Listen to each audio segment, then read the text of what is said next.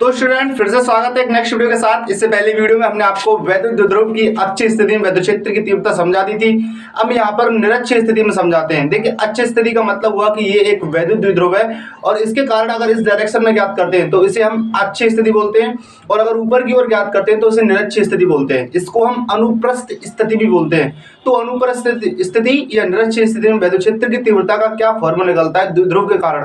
तो दोस्तों इसके लिए एक फॉर्मूले का डेरिवेशन करते हैं। तो स्टार्ट करते हैं अपनी वीडियो को। देखिए हम जानते हैं कि कुछ बेसिक चीजों की हमें जरूरत पड़ेगी, जैसे कि अगर वैद्युत क्षेत्र की तीव्रता का बात करें तो वैद्युत क्षेत्र की तीव्रता के लिए जो फॉर्मूला निकलता है वो क्या होता है, E बराबर F/Q0। लेकिन हमने निरक्षीय स्थिति के लिए इससे पहली वीडियो में समझा दिया था। निरक्षीय स्थिति में तीव्रता का जो फॉर्मूला था वो E बराबर 1/4πε0 2P/RQ था। इसको निरक्षीय स्थिति में बोलते हैं वैद्युत द्विध्रुव के कारण। जैसे ये एक वैद्युत द्विध्रुव है और यहाँ पर नेगेटिव और यहाँ पर पॉजिटिव है, और इसके केंद्र से r मीटर दूरी पर किसी बिंदु P पर ज्ञात करते हैं। तो बिंदु P के लिए जो फॉर्मूला निकलता है वो E बराबर 1/4πε0 K और 2P/RQ होता है, जहां पर P जो है उसे वैद्युत द्विध्रुव आघूर्ण कहते हैं। जब P को वैद्युत द्विध्रुव आघूर्ण कहते हैं, द्विध्रुव आघूर्ण, P को वैद्युत द्विध्रुव आघूर्ण कहते हैं। तो हम यहाँ पर निरक्षीय स्थिति में समझते हैं कि निरक्षीय स्थिति में तीव्रता का जो फॉर्मूला है क्या निकलता है। तो दोस्तों देखिए निरक्षीय स्थिति के लिए डेरिवेशन किस तरीके से करते हैं। तो यहाँ पर लिखते हैं निरक्षीय स्थिति, या फिर इसको हम अनुप्रस्थ स्थिति भी बोलते हैं। अनुप्रस्थ स्थिति, दोनों का मतलब एक ही है, अनुप्रस्थ स्थिति। तो देखिए अनुप्रस्थ स्थिति में कैसे निकालते हैं। जैसे मान लेंगे कि यहाँ पर एक वैद्युत द्विध्रुव है, ये एक वैद्युत द्विध्रुव है, और इस वैद्युत द्विध्रुव का यहाँ पर जो है ये नेगेटिव चार्ज रहता है और यहाँ पर पॉजिटिव चार्ज रहता है। इस वैद्युत द्विध्रुव के केंद्र से r मीटर दूरी पर ऊपर की ओर हम बिंदु P पर वैद्युत क्षेत्र की तीव्रता ज्ञात करेंगे। इसके लिए मुझे पता है कि इस वैद्युत द्विध्रुव की जो पूरी लंबाई है वो 2l रहती है। तो यहाँ से यहाँ तक की जो लंबाई, यहाँ से यहाँ तक की जो लंबाई है वो l हो जाएगी, और यहाँ से यहाँ तक की लंबाई भी l हो जाएगी। ये पॉइंट और इस पॉइंट पर मैं +Q0 आवेश मान लेता हूँ, और मुझे पता है ये भी +Q और ये भी +Q है, तो इनके बीच प्रतिकर्षण बल लगेगा बाहर की ओर, और जिधर बल लगता है उधर ही वैद्युत क्षेत्र की तीव्रता की दिशा होती है। तो बाहर की ओर बल लगेगा और बाहर की ओर ही डायरेक्शन में आ जाएगी वैद्युत क्षेत्र की तीव्रता की दिशा E1। इसके और इसके बीच बल की बात करें तो ये नेगेटिव है पॉजिटिव है, तो कूलॉम के नियम से आकर्षण बल लगेगा, अट्रैक्टिव फोर्स। तो ये इसकी ओर होगा अंदर की ओर, और इधर ही वैद्युत क्षेत्र की तीव्रता की दिशा आ जाएगी E1। इस पॉइंट पर वैद्युत क्षेत्र की तीव्रता को दो घटकों में तोड़ देते हैं, जैसे E1 cos थीटा में, और ये वाली टूट जाएगी E2 cos थीटा में। इन दोनों का परिणामी निकालेंगे तो इससे इसके समांतर रेखा खींचते हैं और इससे इसके समांतर एक रेखा खींचते हैं। इन दोनों का रिजल्ट इस रेखा पर मिल जाएगा, हमें E मान लेंगे इसको, और यहाँ पर E बराबर रखेंगे E1 cos थीटा, और प्लस क्या आ जाएगा E2 cos थीटा के बराबर होगा E जो है इस पॉइंट पर। अगर इस दूरी की बात करें तो मुझे पता है ये L है, और यहाँ से यहाँ तक ये कितनी है बीच वाली R, तो ये लंब है, और ये लंब है और ये आधार है, तो ये कर्ण होगा, और कर्ण स्क्वायर बराबर होता है आधार का स्क्वायर प्लस लंब का स्क्वायर। सेम ये भी भुजा उतनी हो जाएगी R square plus L square के बराबर। तब यहाँ से पहले मैं इस +Q से इस पर ज्ञात कर लेता हूँ और इसको E1 मान लेता हूँ। तो यहाँ लिखेंगे +Q के कारण बिंदु P पर ज्ञात करेंगे।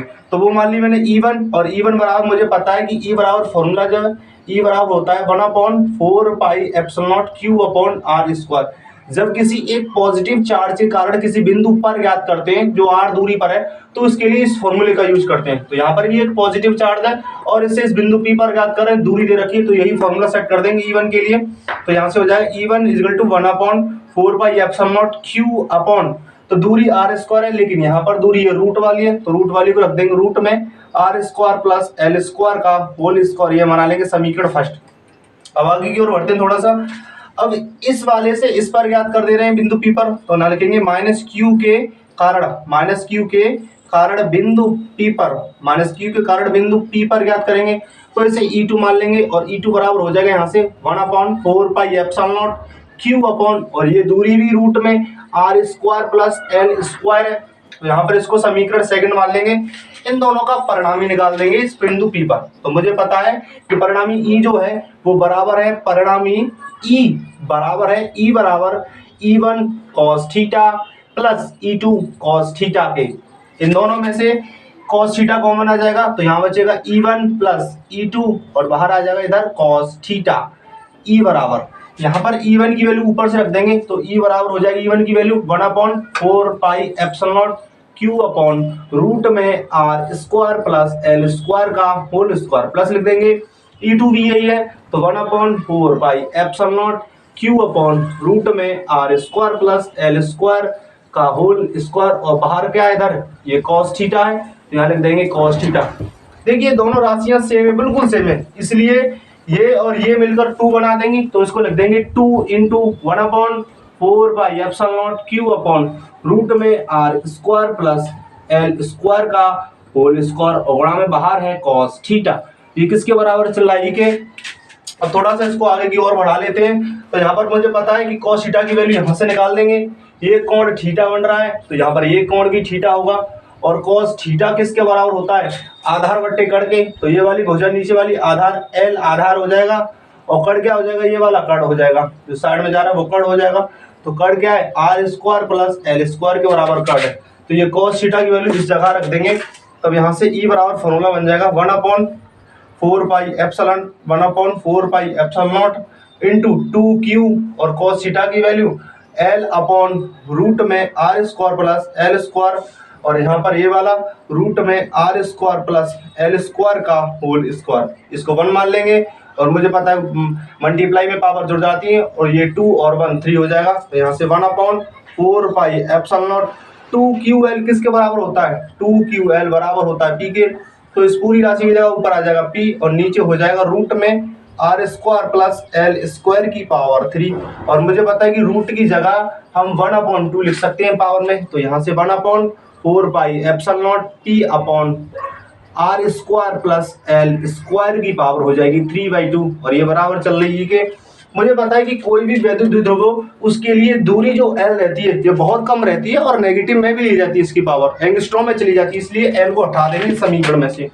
तो मुझे पता है कि L जो है वो बहुत छोटी है R से तो L स्क्वायर की वैल्यू और भी छोटी हो जाएगी R स्क्वायर से तो L को नेग्लेक्टेड करके हटा देंगे तो यहाँ से E बराबर फॉर्मूला बन जाएगा 1/4 pi epsilon not P upon R square बचेगा L स्क्वायर को हटा देंगे तो R स्क्वायर और इस पर पावर आ जाएगी 3/2 2 से इसको काट देंगे तो E बराबर फॉर्मूला बन जाएगा 1/4 pi epsilon not P upon RQ और मुझे पता है फॉर्मूला E बराबर जो होता है F अपॉन Q रहता है तो F का मात्रक आ जाएगा न्यूटन और R का मात्रक होता है कूलम तो न्यूटन पर कूलम किसका मात्रक हो जाएगा E का। तो ये जो है निरक्ष स्थिति में विद्युत की तीव्रता का फॉर्मूला है। निरक्ष स्थिति में विद्युत क्षेत्र की तीव्रता का फॉर्मूला E बराबर 1/4 pi epsilon not 2P upon RQ होता है। लेकिन मुझे पता है यदि वैद्युत द्विध्रुव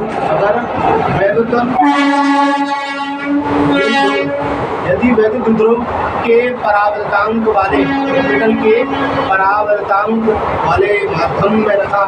वाले माध्यम में रखा हो तो उसके लिए वैल्यू क्या निकाल देंगे यहाँ से E बराबर 1/4 पाई एप्सिलॉन नॉट के P अपॉन RQ। देखिए ये निरक्ष स्थिति के लिए फॉर्मूला निकालते हैं वैद्युत द्विध्रुव के कारण, लेकिन एक अच्छी स्थिति के लिए फॉर्मूला इससे पहली वीडियो में निकाला था। तो अच्छी स्थिति के लिए फॉर्मूला क्या होता है, अच्छी स्थिति के लिए जो फॉर्मूला है उसे हम भी E से ही व्यक्त करते हैं द्विध्रुव के कारण और E बराबर होता है 1/4 पाई एप्सिलॉन नॉट के और 2P अपॉन RQ। इन दोनों फॉर्मूलों में केवल इतना अंतर है कि यहाँ पर P रहता है और इस जगह 2P रहता है। तो ये अच्छी स्थिति के लिए, ऊपर वाला निरक्ष स्थिति के लिए। इसके बाद समझते हैं कि जब किसी वैद्युत द्विध्रुव को हम किसी वैद्युत क्षेत्र में रखते हैं तो उसमें घूमने लगता है और किसी भी चीज की घूमने की जो प्रवृत्ति है उसे हम बलागुण कहते हैं और इसे टाउ से व्यक्त करते हैं। जब जैसे कि वैद्युत द्विध्रुव को एक समान वैद्युत क्षेत्र में घुमाने में किया कार्य वैद्युत द्विध्रुव पर लगने वाला बल आघूर्ण क्या होता है, बल आघूर्ण मतलब टाव, यानी घूमने की प्रवृत्ति को बल आघूर्ण कहते हैं और इसे टाव से व्यक्त करते हैं। यानी बल इंटू क्रिया रेखा से लंबवत दूरी का जो गुणनफल है उसे बल आघूर्ण कहते हैं, टाव से व्यक्त करते हैं। तो टाव बराबर फॉर्मूला होता है F इंटू R और R क्रिया रेखा से लंबवत दूरी है और F फोर्सेस का मात्रक न्यूटन और दूरी का मात्रक मीटर रहता है। ये सिंपल है। जैसे कि मान लीजिए यहाँ पर एक चित्र बनाएंगे, ये चित्र है और इस चित्र में वैद्युत क्षेत्र इधर से इधर की ओर बह रहा है, इधर से इस डायरेक्शन से उधर डायरेक्शन की ओर जा रहा है। तो ये एक समान वैद्युत क्षेत्र है। एक समान वैद्युत क्षेत्र उसे कहते हैं जहां पर वैद्युत वल रेखा एक दूसरे के समांतर होती हैं तथा समदूरस्थ होती हैं, उसे एक समान वैद्युत क्षेत्र कहते हैं। तो इसमें एक वैद्युत क्षेत्र है और इस वैद्युत क्षेत्र में एक वैद्युत द्विध्रुव को रखा गया है। ये वैद्युत द्विध्रुव रखा है, इसमें एक वैद्युत द्विध्रुव, और इस वैद्युत द्विध्रुव का ये वाला पॉइंट नेगेटिव है और ये वाला पॉइंट पॉजिटिव है। और मुझे पता है कि इसकी दूरी 2L है, और मुझे पता है कि इधर अगर पॉजिटिव होगा तो बल रेखा इधर पॉजिटिव से निकल रही है और नेगेटिव की ओर जा रही है।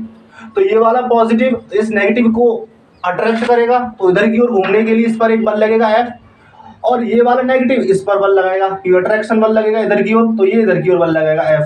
तो ये दोनों बल अलग अलग क्रिया रेखाएं इनकी, तो ये इसको घुमाने लगेंगे एक समान वैद्युत क्षेत्र में। तो घूमने की इस प्रवृत्ति को हम वैद्युत बलागुण कहते हैं। तो यहाँ से इसके समांतर एक रेखा खींच देंगे और यहाँ से इसके समांतर एक रेखा खींच देंगे और मान लेंगे कि ये कोण जो है ये थीटा है। तो अब यहाँ पर वैद्युत ध्रुव पर लगने वाला बलागुण निकालेंगे और बलागुण को टाउ से व्यक्त करते हैं, टाउ से बलागुण को टाउ से व्यक्त करते हैं, और ये बराबर होता है बल इंटू क्रिया रेखा से लंबवत दूरी, बल इंटू क्रिया रेखा से लंबवत दूरी। तो मुझे पता है कि टाउ बराबर F इंटू क्रिया रेखा से लंबवत दूरी मतलब R, और यहाँ से दूरी निकालेंगे तो ये लंब हो जाएगा।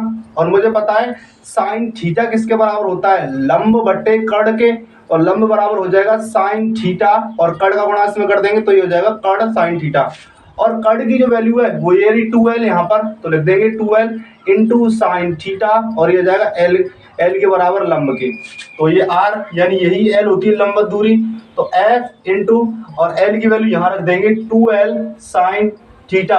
और मुझे पता है कि E बराबर F अपॉन Q से, E बराबर होता है F अपॉन Q, और F बराबर हो जाएगा यहाँ से EQ नॉट, या इसको Q नॉट बोल देते हैं। देखिए ये फॉर्मूला यहाँ पर पहले ही सबसे पहले स्टार्टिंग बता दिया था, तो F की वैल्यू यहाँ रख देंगे, तो ये हो जाएगा E into Q not 2L sine theta. लेकिन मुझे पता है कि P बराबर होता है 2LQ, P बराबर जो फॉर्मूला है वो होता है 2LQ। तो यहाँ से ये 2L और ये Q किसमें चला जाएगा, P में, तो इसको बोलेंगे PE साइन थीटा टाउ के बराबर। देखिए इसकी दो स्थिति और है, मतलब मुझे पता है कि साइन की जो वैल्यू है एक तो 0 होती है और एक 90 पर 1 होती है, दो ही वैल्यू होती हैं। साइन की अधिकतम वैल्यू 1 होती है जो साइन 90 पर होती है, और साइन 0 की वैल्यू 0 होती है जो 0 डिग्री कोण पर होती है। तो दो स्थिति बनती है यहाँ से। इसकी पहली स्थिति को समझते हैं। तो इसकी एक कंडीशन ये है कि स्थिति नंबर फर्स्ट, जब थीटा बराबर 0 डिग्री होगा, जब थीटा की वैल्यू यहाँ 0 रखेंगे तो साइन 0, और साइन 0 की वैल्यू कितनी होती है, साइन 0 की वैल्यू होती है 0, तब यहाँ पर उस पर बलागुण का मान कितना हो जाएगा 0। तब वो इस वैद्युत क्षेत्र में घूमेगा नहीं, बल्कि यूं ही रखा रहेगा वैद्युत क्षेत्र की दिशा में। और अगर थीटा बराबर 90 डिग्री है, दूसरी कंडीशन में अगर थीटा बराबर 90 डिग्री है तो 90 यहाँ रखेंगे, और साइन की अधिकतम वैल्यू 90 पर होती है जो 1 होती है, तो टाउ की मैक्सिमम वैल्यू आ जाएगी यहाँ से, तब टाउ मैक्सिमम बराबर हो जाएगा PE के।